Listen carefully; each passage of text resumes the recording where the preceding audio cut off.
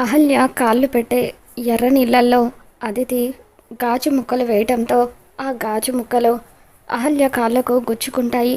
ఇక దాంతో ఆ గాజు ముక్కలను గౌతమ్ ఇంట్లో అందరికీ చూపిస్తూ ఎవరు అహల్య కాలికి గాజు ముక్కలు గుచ్చుకునేలాగా ఆ ఎర్ర నీళ్ళల్లో వేసింది అని చెప్పి అందరినీ నిలదీస్తూ ఉంటాడు.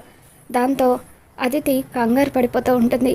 అప్పుడు అక్కడే ఉన్న బుజ్జి, మామయ్య ఆ ప్లేట్లో గాజు ముక్కలు వేసింది అదితి అని చెప్పి తన వైపు చూపిస్తూ ఉంటాడు. ఇక దాంతో గౌతమ్, అదితి, అసలు నీకు అహల్య అంటే ఎందుకంత కోపం? కోపం ఉందని తెలుసు, కానీ మరి తన రక్తాన్ని కళ్ళ చూసేంత కోపం అనుకోలేదు. ఎందుకు ఇలా చేశావని చెప్పి నిలదీస్తూ ఉంటాడు.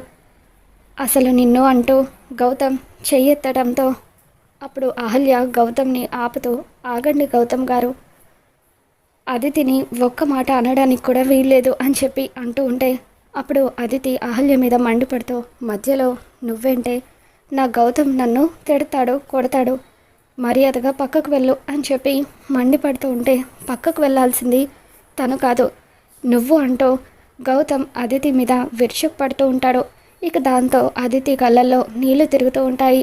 ఇక ఆ తర్వాత అహల్య నడవటానికి ఇబ్బంది పడుతూ ఉంటే అప్పుడు గౌతమ్ అందరి ముందే తనను 2 చేతులతో ఎత్తుకొని ఇంట్లోకి తీసుకొని వెళ్తూ ఉంటాడు. దాంతో అది చూసిన అదితి మరింత బాధపడుతూ ఉంటుంది. మరి రాబోతున్న ఎపిసోడ్లో ఏం జరగబోతుందో మళ్ళీ మన ఛానల్లో తెలుసుకుందాం.